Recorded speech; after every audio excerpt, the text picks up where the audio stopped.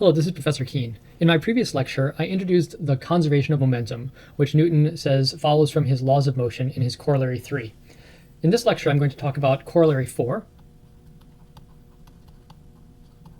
It's Corollary Roman numeral 4. And I'll write it out first, and then I'll explain what it means. Corollary 4 states that the common center of gravity, we'll have to remind ourselves what that means, but the common center of gravity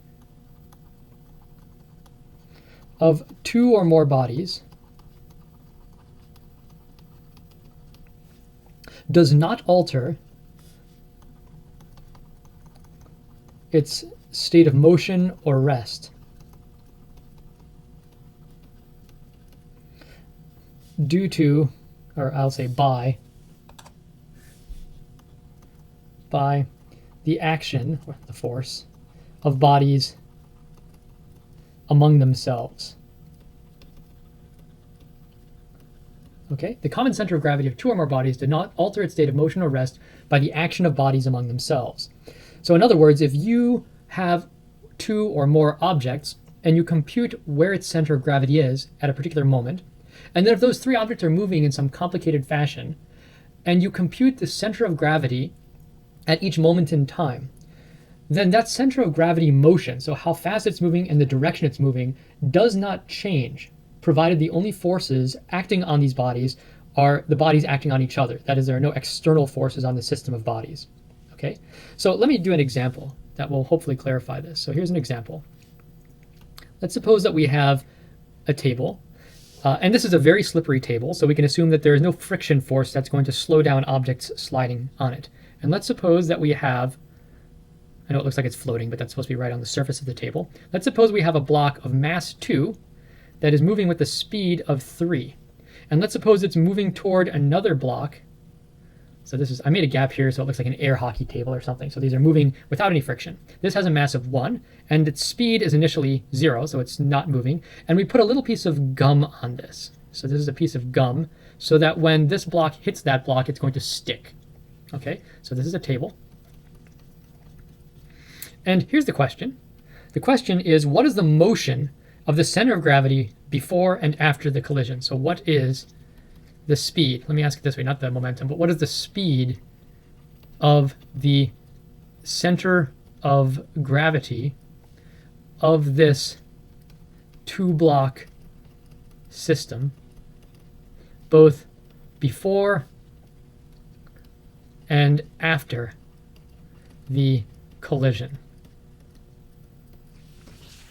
So let's remind ourselves what we mean by the center of gravity. So this is a little aside here on center of gravity. So if we have two objects, for example, a block of mass 2 and a block of mass 1, and we wanted to find where the center of gravity of these two are, we could imagine putting these on the ends of a seesaw or a balance and finding the position you have to put the fulcrum in order to balance them.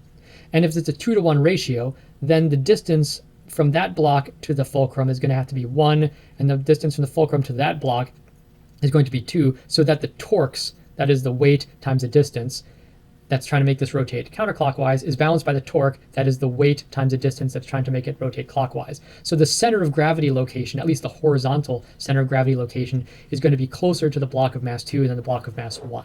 Okay, so that's a reminder of how to get the center of gravity. It's sort of the balance point, if you will.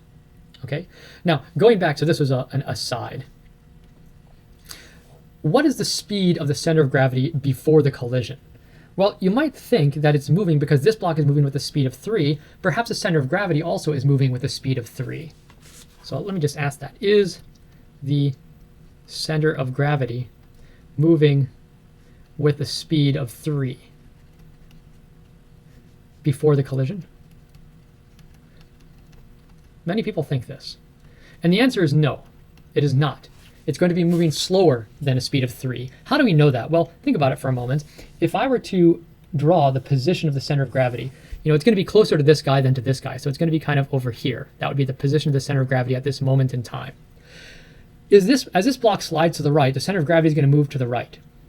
If it's moving at the same speed as that block, then as the block moves, it's going to stay the same distance away from block 2, and eventually when they hit, the center of gravity is going to be way over here. It's going to be to the right of both blocks, which doesn't really make any sense. Rather, what has to happen is the center of gravity has to move at such a speed that the ratio of the distances between this and the center of gravity and this and the center of gravity always has a 2-to-1 ratio. So it's going to maintain, so this distance from here to here compared to this distance from here to here always has to have a 2-to-1 ratio. Okay, and that implies that the center of gravity speed is going to be somewhat slower. Okay, so how do we find the speed of the center of gravity before the collision? Well, the solution, how we figure this out, we're going to use a trick. You might be able to figure this out on your own. But the solution, I'll give you a strategy for doing this. The solution is to find the speed of the blocks, of the stuck together blocks after the collision.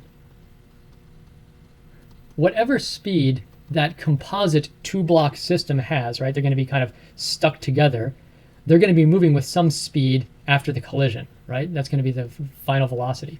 That is going to be the center of gravity speed after the collision. Whatever the speed of those two blocks is moving at, that is going to be the final velocity of the center of gravity. And now, using corollary 4, we know that the common center of gravity does not alter its state of motion or rest by the action of the bodies among themselves. In other words, whatever the center of gravity speed is after the collision, that must have been the center of gravity speed before the collision.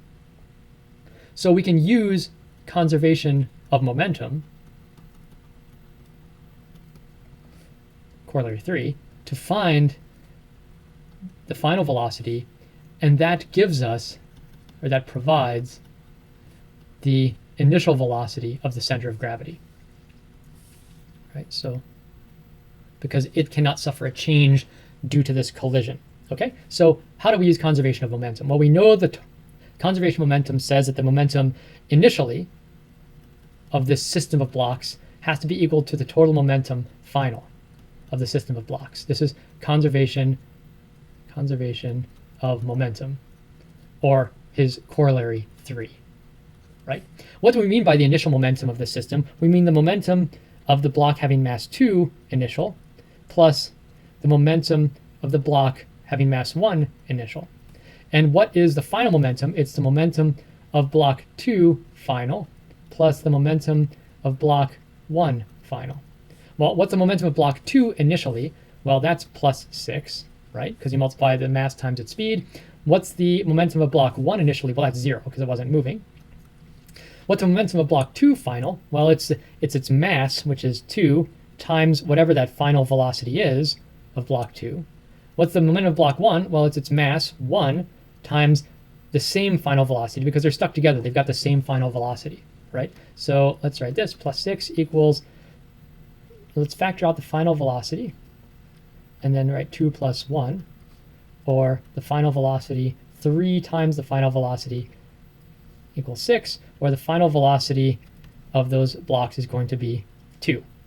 So this right here, the final velocity of these blocks stuck together after the collision is 2, which means that because the center of gravity speed cannot change as a result of the collision, that means that the initial speed, so the initial